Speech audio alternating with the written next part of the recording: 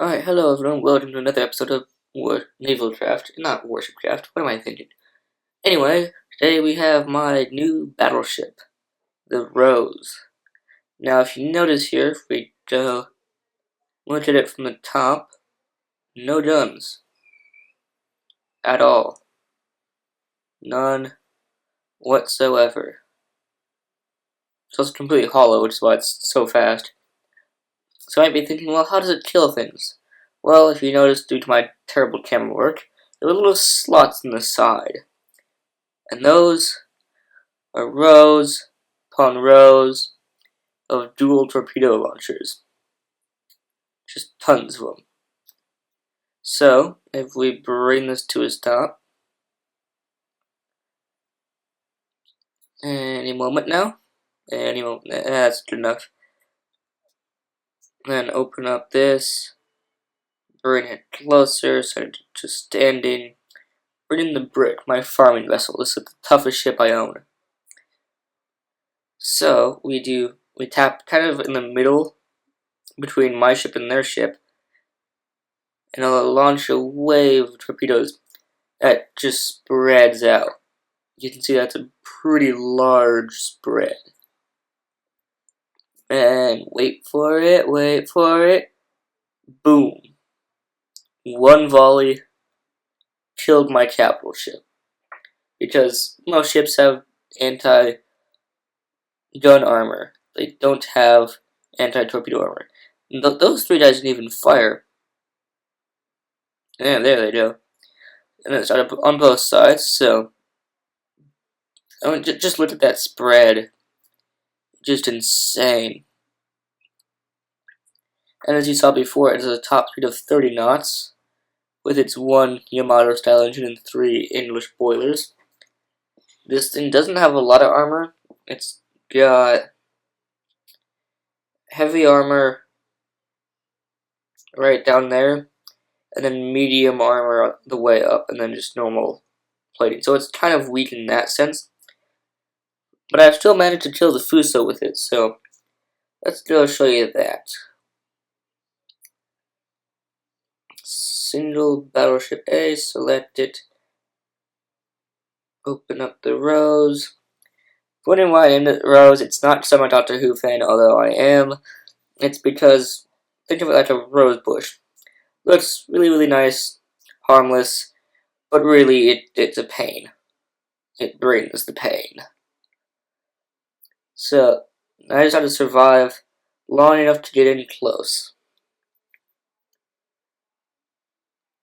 Because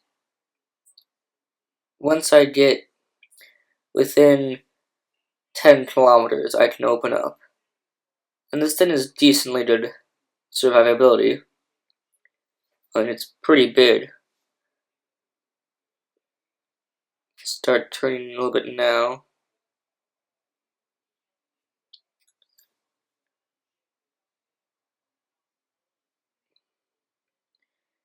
Kinda wish I was a little bit faster, but for a ship of its size, we'll give it the thing. It's meant to be like one of those ships that you just go into battle and try to be peaceful with them, and then once they get close enough to you, you just go, and then boom, they're all just dead. That's the idea with this ship anyway. Alright, so we're coming in up on 10 kilometers here. Alright, about 80% health-ish. Let's round that to 75 for when we finally shoot off our first volley. This actually will lag out my game a little bit if I do this right. And my computer's warning me that I'm about to run out of storage space. So we'll make this fast, if I can. Torpedoes are not the fastest method of killing something, as you may well know. And launch torpedoes.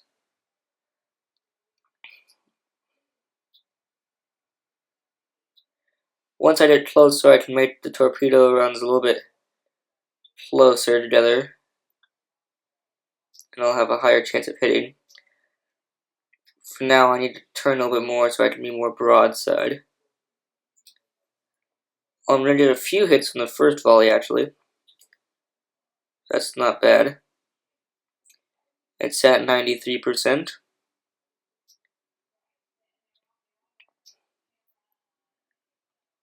And there we go. You can see it's starting to. Yep, and it's pretty much gone.